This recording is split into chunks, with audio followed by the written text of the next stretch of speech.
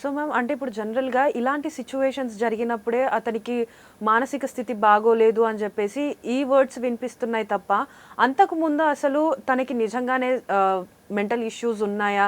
లేదా అన్నది యాక్సెప్ట్ చేయడానికి ఇటు సొసైటీ అయినా, అటు పేరెంట్స్ అయినా ఎందుకు రెడీగా ఉండట్లేదు? అంటే ఒకటి నాన్న, ఎలా ఉందంటే సమాజం ఇప్పుడు ఇందాక మాట్లాడుకునేటప్పుడు నువ్వు ఒక మాట అన్నావు, శ్రావణి అంటే నా పేరు నాకు ఇష్టం లేదు అని. అంటే ఇష్టం లేనప్పుడు నేను ఎవరు పిలిచినా నీకు ఎలా అనిపిస్తుంది? అసలు ఒక్కడు కొట్టాలి వాడిని, లేదా చంపేయాలి గదిలో వేసుకొని అనే ఫీలింగ్ నీకు వస్తుందా? అవును. కాబట్టి నా పిల్లలకి మెంటల్ హెల్త్ ప్రాబ్లం ఉంది అని పేరెంట్స్, సమాజంలో వాళ్ళందరూ అంటూ ఉంటే వాళ్ళు ఎంత సఫర్ అవుతారు? ఎగ్జాక్ట్. నీ పేరు గురించే నువ్వు ఇంత సఫర్ అవుతున్నావే. నా కొడుక్కి జబ్బు ఉంది, పిచ్చి ఉంది అంటే యాక్సెప్ట్ చేస్తారా వాళ్ళు? చేయరు, అందుకు దాచేస్తారు. అంటే సమాజానికి కోసం భయపడుతున్నారు. నేను ఒకటే చెప్తా, సమాజం కోసం భయపడొద్దు. అలాగే శ్రావణి అంటే అద్భుతమైన మీనింగ్ ఉంది. ఓకే, కాబట్టి నీ పేరు నువ్వు ఎప్పుడైతే ఇష్టపడ్డావో అప్పుడు నువ్వు అద్భుతంగా, నువ్వు అనుకున్న దానికన్నా గొప్ప వ్యక్తి అవుతావు. అలాగే పేరెంట్స్ కూడా వాళ్ళ ఆలోచన, అభిప్రాయాలు మార్చుకోగలగాలి. ఎలా అంటే, అరే నా పిల్లవాడికి ఇది నా ఫ్యామిలీ, వీడికి బాగాలేదు, శరీరానికి దెబ్బ తగిలితే వెంటనే డాక్టర్ దగ్గర తీసుకెళ్తున్నాను, వీడికి బాగాలేదు కాబట్టి నేను తీసుకెళ్తాను. ఇప్పుడు సమాజం కోసం నువ్వు భయపడ్డావు అనుకో, రేపు నీకే ప్రాబ్లంగా. అవును. ఇప్పుడు మొన్న అక్కడ కేసు జరిగిన దాంట్లో తల్లిని చంపేశాడు, ఎవరికి ప్రాబ్లం ఇప్పుడు? వాళ్ళ ఫ్యామిలీకి.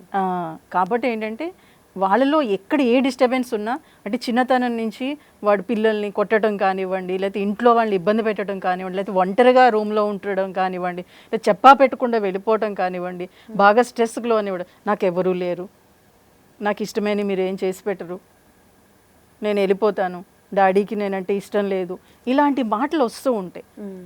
అలా వస్తున్నప్పుడు పేరెంట్స్ వాళ్ళు అర్థం చేసుకొని, అరే వీడికి బాగాలేదు అని చెప్పి, శరీరానికి బాగాలేనప్పుడు డాక్టర్ దగ్గరికి ఎలా అయితే వెళ్తాము, మనసుకు బాగాలేనప్పుడు కూడా ఒక సైకియాట్రిస్ట్ దగ్గరికి, కౌన్సిలింగ్ సైకాలజిస్ట్ తీసుకెళ్తే వాడు అద్భుతంగా ఉండగలుగుతాడు. ఎందుకంటే మనసు చాలా మంచిదండి.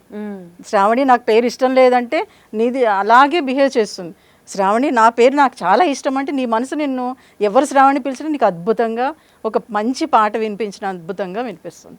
అప్పుడు ఎంత హ్యాపీగా ఫీల్ అవుతావు అబ్జర్వ్ వచ్చి.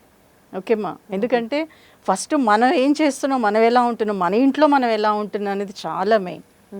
సో కాబట్టి ఏంటంటే పేరెంట్స్ ఎవరైనా కానీ, పేరెంట్స్ కానీ పెద్దవాళ్ళు కానివ్వండి, ఇలాంటి జరిగాక మాట్లాడుకోవటం కాదు, ముందు నుంచే వీటి గురించి మీ ఇంట్లో మీ వాళ్ళు ఎలా ఉన్నారు ఏంటి అబ్జర్వ్ చేసుకున్నప్పుడు అది తెలిసిపోతూ ఉంటుంది.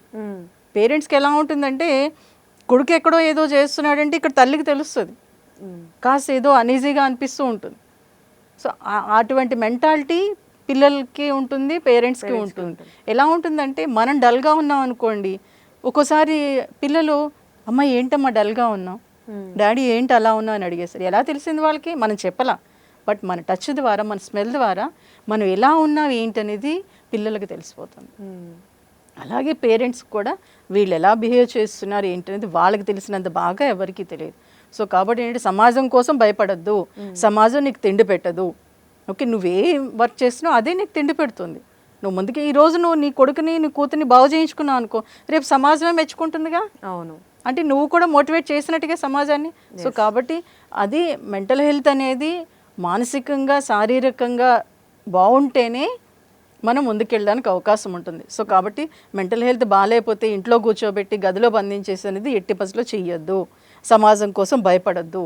నీ కోసం, నీ ఫ్యామిలీ కోసం హెల్తీగా ఉండాలంటే ఇమీడియట్గా పిల్లల్ని సైకియాట్రిస్ట్ దగ్గరకో, కౌన్సిలింగ్ దగ్గరకో తీసుకెళ్తే వాళ్ళు సెటిల్ అవ్వడానికి అవకాశం ఉంటుంది. ఈ సమాజానికి ఒక మంచి విద్యార్థిని, యువతిని అందించినట్లు అవుతుంది.